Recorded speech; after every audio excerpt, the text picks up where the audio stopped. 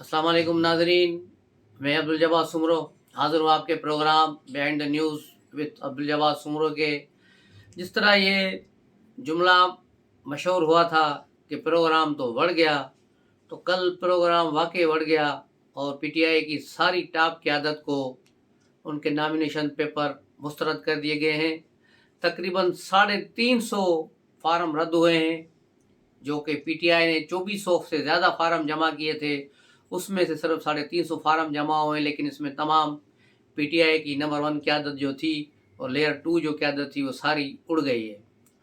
इनका उड़ना ही लगता है बिल्कुल जायज़ है, क्योंकि ये सारे लोग जो हैं 9 मई के वाक़यात में मुलव्वस थे और इनमें से 58 अफराद तो वो हैं जिनके शनाख्ती कार्ड ब्लॉक किए गए हैं, जो अदालतों की तरफ से इश्तिहारी करार दिए गए हैं। अब कोई इश्तिहारी इंतखाबात में किससे हिस्सा ले सकता है, और 9 मई के सारे सहूलतकारों को निकाल बाहर किया गया है और उनके अलावा उनके वकला भी फारिग हो गए हैं, जिसमें लतीफ़ खोसा भी शामिल है, जो बड़े रात खुशगवार मूड में ARY न्यूज़ पे इंटरव्यू दे रहा था और दांत निकाल रहा था कि सबके फार्म रद्द हो गए, मेरा बहाल हो गया, लेकिन बाद में पता चला कि उसका खुद का फार्म भी कैंसिल हो चुका है। तो इस तरह 350 के करीब पीटीआई के अफराद के फार्म रद्द हुए हैं, जिनमें KP पंजाब और सिंध के शहर कराची उसमें शामिल है।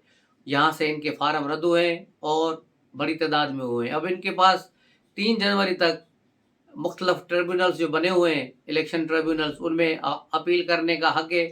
वहाँ अपील करेंगे, जहाँ 10 जनवरी तक इन पर फाइनल डिसीजन दिए जाएंगे, मुख्तसर जो है इन पर कार्रवाइयाँ होंगी। उसमें क्या सूरत हाल होती है, क्योंकि ट्रिब्यूनल्स में सारे हाई कोर्ट के जज साहबान मौजूद हैं। पीटीआई को उम्मीद है कि ये जज साहबान उनको ज़रूर जो है सहूलतकारी करेंगे और उनके फार्म बहाल करेंगे, और अगर ट्रिब्यूनल में बैठे जजेस ने भी जवाब दे दिया तो फिर ये हाई कोर्ट में चले जाएंगे, जहाँ से इन्हें उम्मीद है कि पेशावर हाई कोर्ट तो खुली पीटीआई के लिए, तो वहाँ से इनको सहूलतकारी होगी और ये फार्म भरेंगे। लेकिन एक बात तय है कि अगर इंतखाबात के लिए अदलिया ने पीटीआई के इन दहशतगर्द जो लोगों हैं जिन पर दहशतगर्दी के इल्ज़ामात हैं उनको बहाल कर दिया और उनके पेपर्स बहाल कर दिए और उन्हें इंतखाबात लड़ने का हक दे दिया, तो फिर ये इक़्तिदार मुक़तदरा और अदलिया के दरमियान एक जंग की सूरत हाल होगी। और मैं ये एक अल्फाज में ढके छुपे अल्फाज हैं, बल्कि वाज़ेह अल्फाज में बता रहा हूँ कि अगर ज़्यादा कुछ हुआ और अदलिया ने ज़्यादा जोहर दिखाए तो हो सकता है इंतखाबात खटाई में पड़ जाएं और मुल्क में एमरजेंसी नाफिज हो जाए। तो ये है वो सूरत हाल। इसके अलावा पीटीआई के नए जो है गौहर खान ने कहा है कि हम 8 फरवरी तक इनका मुकाबला करेंगे, तो उसके बाद क्या करेंगे? 8 फरवरी के बाद चुप करके बैठ जाएंगे या उसके बाद क्या करेंगे? उनके ट्वीट से कोई बात वाज़ेह नहीं है। उसके अलावा इमरान खान की जो कागजात नामजदगी रिजेक्ट हुए हैं, उसमें सबसे बड़ी वजह उनको 5 साल के लिए नाअहली हुई है, उसके मुताबिक उनके पेपर्स जो हैं वहाँ पर रद्द हुए हैं, लाहौर में भी और मियांवाली में भी। उसके अलावा सिंध में भी मिर्ज़ा ख़ानदान के फार्म रद्द हुए हैं, लेकिन उनकी कहानी दूसरी। लेकिन प्रोपेगेंडा यही किया जा रहा है कि KP पंजाब और कराची के बाद अंदरूनी सिंध में भी PP मुखालिफ के जो है कागजात नामजदगी रद्द किए गए हैं, तो ऐसी कोई बात नहीं है। ये मिर्ज़ा फैमिली डिफ़ाल्टर है। शुगर मिलों पे जो इन्होंने लोन लिए हुए हैं उसमें तकरीबन 45 करोड़ के से ज़ायद मुबैना तौर पर ये डिफ़ाल्टर हैं, और गुज़श्ता इंतखाबात में भी ऊपर वालों ने इनके सर पे हाथ रखा तो इनके फार्म बहाल हो गए थे। और फ़हमीदा मिर्ज़ा जो बदीन से हार भी गई थी 17,000 वोटों से, तो वो वोटों का फ़र्क ख़त्म करने के लिए उसके मुखालिफ उम्मीदवार के 17,000 वोटों को रद्द कर दिया गया था। पाकिस्तान की तारीख में इतने वोट कभी रद्द नहीं हुए और फिर फ़हमीदा मिर्ज़ा को कामयाब कराया गया था। लेकिन इस बार भी अगर वो एक सीट ले जाती तो क्या फ़र्क पड़ता।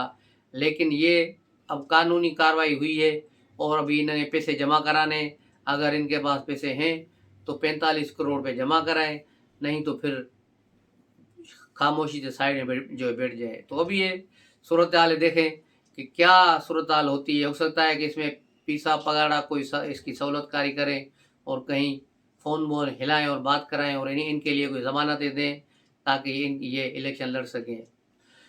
اس کے علاوہ کراچی میں ایم کیو ایم اور جو پی ایم ایل نون کا الائنس ہوا تھا، اس کی بھی کوئی خاطر خواہ نتیجہ نظر نہیں آ رہا۔ ان کے فارم بھی سب جمع ہو چکے ہیں اور منظور بھی ہو چکے ہیں، لیکن ابھی تک کاغذات نامزدگی واپس لینے کا مرحلہ نہیں آیا ہے۔ پی ایم ایل نون اور ایم کیو ایم کی کمیٹیوں کے درمیان مذاکرات چل رہے ہیں، دونوں جماعتیں کمیٹی کھیل رہے ہیں۔ اب فائنل صورتحال کیا ہوگی، اب 11 تاریخ تک پتہ چلے گا، جب امیدواروں کی حتمی فہرست جاری ہوگی تو یہ صورتحال سامنے آئے گی کہ اب کون آگے جائے گا۔ اس کے علاوہ پی ایم ایل نون نے کل شیخ پورہ کے علاقے میں ایک پاور شو کیا، جہاں شہباز شریف نے شرکت کی اور جلسے سے خطاب کیا۔ یہ اچھا چیسر تھا پی ایم ایل نون کا، اچھا جلسہ تھا، اچھی پذیرائی لوگوں میں تھی، اور جو ان کا کراؤڈ بھی اچھا خاصا چارج تھا۔ تو لگے سارا ہے کہ اب پی ایم ایل نون جو ایک خاموشی کے ساتھ کونے میں پڑی ہوئی تھی، وہاں سے نکل کر عوامی میدانوں میں آ گئی ہے، تو انتخابات کے لیے بھرپور تیاریاں کر رہی ہیں۔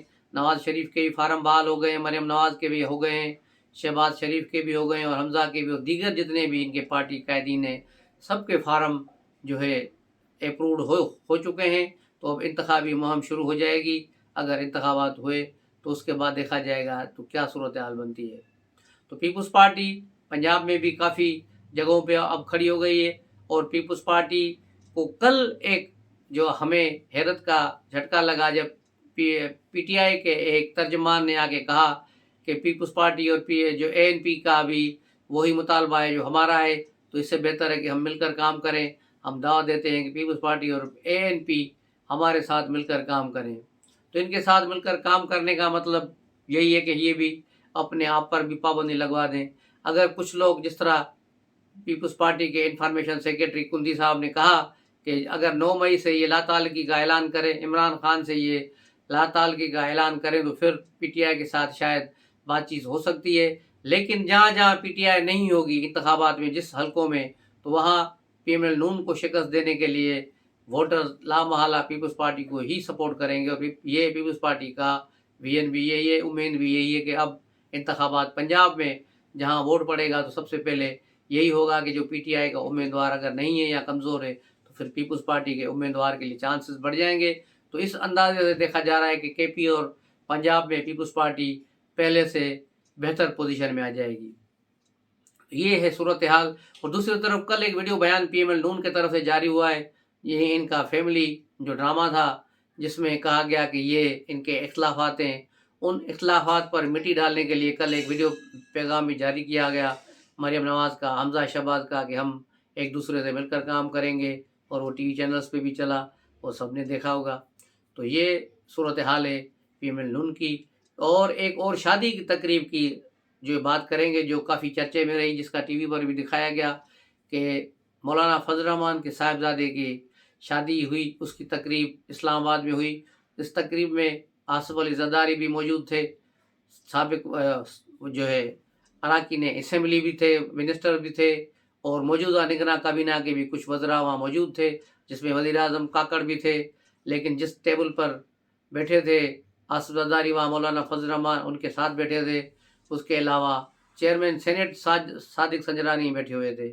تو آصف زرداری نے سنجرانی سے پوچھا کہ تمہارا فیض تو چلا گیا، اب تیرا کیا ہوگا؟ یعنی وہی شعلے والا ڈائلاگ سامنے آ گیا کہ اب تیرا کیا ہوگا کالیا۔ تو سنجرانی نے کہا کہ سر آپ تو بیٹھے ہیں، تو زرداری نے کہا ہم تو بیٹھے ہیں کیونکہ ہم تو ہوتے ہیں، جو وہ آتے ہیں 3 سال کے لیے چلے جاتے ہیں، لیکن تم نے میرے ساتھ کیا کیا؟ وہ باقاعدہ انگوٹھے کے نشان بنا کے 3 بار زرداری نے کہا یوں یوں یوں تم نے میرے ساتھ یوں کیا۔ تو یہ ساری چیزیں ایک تقریب میں ہوئی، اور سنجرانی کے لیے کافی یہ بےعزتی کا مقام تھا، لیکن اس لوگوں کے لیے کچھ بھی نہیں ہوتا۔ تو یہ صورتحال رہی وہاں پر۔ لیکن اس شادی کی تقریب میں پی ایم ایل نون کا کوئی بھی لیڈر نظر نہیں آیا۔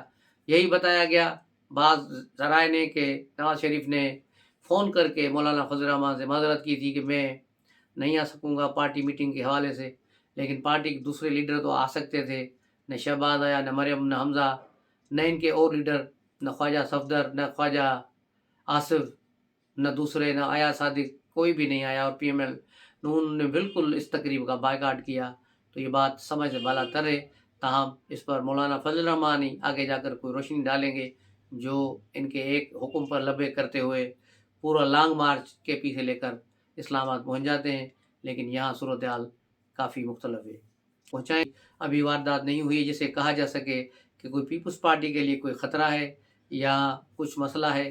कराची में एमक्यूएम को रोले पड़े हुए हैं कि वो कहाँ तक सीटें जो ले पाएंगी और कितनी उनकी सपोर्ट हो पाएगी, अब ये देखना होगा। अभी तो इनकी इंतखाबी मुहिम शुरू हो तो उसके बाद कुछ चीज़ें नज़र आएंगी सामने। अगले 15 दिनों में काफ़ी चीज़ें क्लियर हो जाएंगी और 13 जनवरी जैसे फाइनल लिस्ट जारी होगी, इंतखाबी निशानात भी अलाट हो जाएंगे, उसके बाद सूरत हाल चेंज होगी और पता चलेगा कि इंतखाबात होने जा रहे हैं और कौन कौन कहाँ से उम्मीदवार है और कौन किसके मुकाबले में है। इस पर हम एक अलग ट्रांसमिशन करेंगे और एक एक हलके के बारे में आपको बताएंगे कि वहाँ कौन कौन खड़ा है और किसकी क्या पोजीशन हो सकती है और सूबों में क्या पोजीशन होगी, मरकज़ में क्या पोजीशन होगी। ये 13 जनवरी के बाद ही कोई फाइनल पिक्चर सामने आएगी। तो मिलते हैं अगले व्लॉग में, तब तक के लिए इजाज़त दीजिए। अस्सलाम वालेकुम।